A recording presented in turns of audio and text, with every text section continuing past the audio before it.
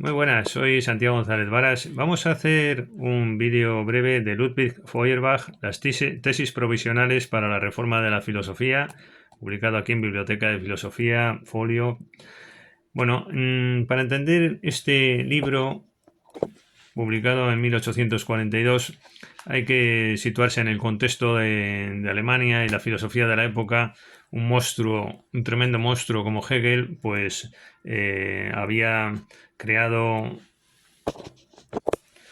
un mítico universo filosófico incontestable, yo diría yo, ¿no? Y diría yo, donde se situaba la filosofía en un plano un poco o demasiado abstracto, ¿no? En torno al pensar, etcétera. Y aquí lo que se hace por Feuerbach pues es invertir las cuestiones, es decir, lo primero es el sujeto, después ya vendrá el pensar, la teología es secundario, lo principal es la antropología, y a lo que tenemos que estar es a la naturaleza, los sentidos y la experiencia. Bueno, cualquiera que no estuviera un poco instruido en filosofía, pues diría, oh, vaya invento este de Feuerbach, cómo consigue descender, ¿no?, los planteamientos hacia lo que ha venido después en el siglo XX, más planteamientos más sociales, más situados en la realidad.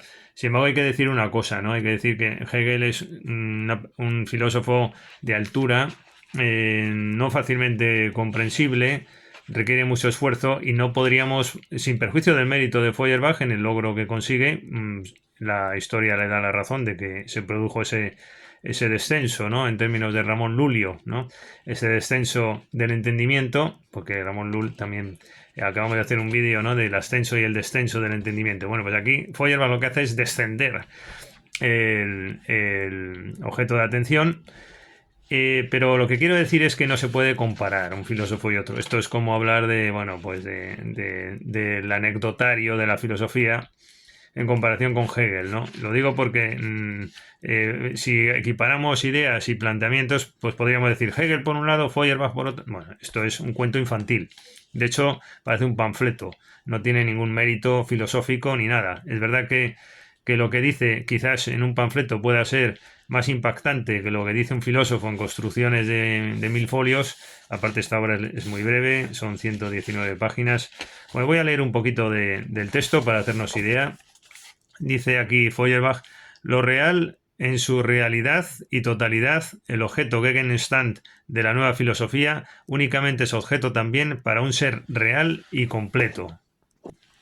Y justo en el parágrafo 51, un poquito más abajo, la unidad del pensar y el ser solo tiene sentido y verdad cuando se concibe el hombre como fundamento, como sujeto de esa unidad. En el 52 dice: la nueva filosofía es la completa, absoluta y a contradictoria disolución de la teología en la antropología. Y el 53, un poquito más abajo, el comienzo: el hombre no se distingue de ningún modo del animal solamente por el pensar. Bueno, estas cosas de todas maneras son viejas. Esto ya lo decía Montaigne, por ejemplo.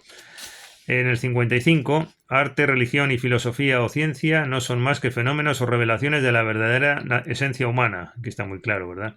Hombre, perfecto y verdadero hombre, solo es aquel que tiene sentido estético o artístico, religioso o moral, filosófico o científico. Solo es hombre, en general, aquel que no excluye de sí nada que sea esencialmente humano. Todo relacionado con el hombre, no en sentido renacentista, como vemos, sino con esa intención de bajar de las entelequias a las cosas humanas que después el marxismo nos trajo, ¿no? En el 59, el hombre particular para sí no tiene la esencia del hombre, ni en sí como ser moral, ni en sí como ser pensante. La esencia del hombre reside únicamente en la comunidad, esto es muy importante, en la unidad del hombre con el hombre, una unidad que empero no reposa sino en la realidad y en la diferencia entre el yo y el tú, eso es muy importante. El 62, la verdadera dialéctica no es un monólogo del pensador solitario consigo mismo, la verdad es que es irónico, sino un diálogo entre el yo y el tú, nuevamente. El 63, ya acabando, la Trinidad era el misterio supremo, la cuestión central de la filosofía, pero el misterio de estas, como se demostró histórica y filosóficamente en la esencia del cristianismo, es el misterio de la vida comunitaria, de la vida social, el misterio de la necesidad del tú para el yo. Aquí esto lo podríamos relacionar con los sociólogos, ¿no?, de que la nueva divinidad es la comunidad, etcétera. Bueno, pues dejamos mención de este librito, de este panfletillo de Feuerbach, y hasta la próxima ocasión.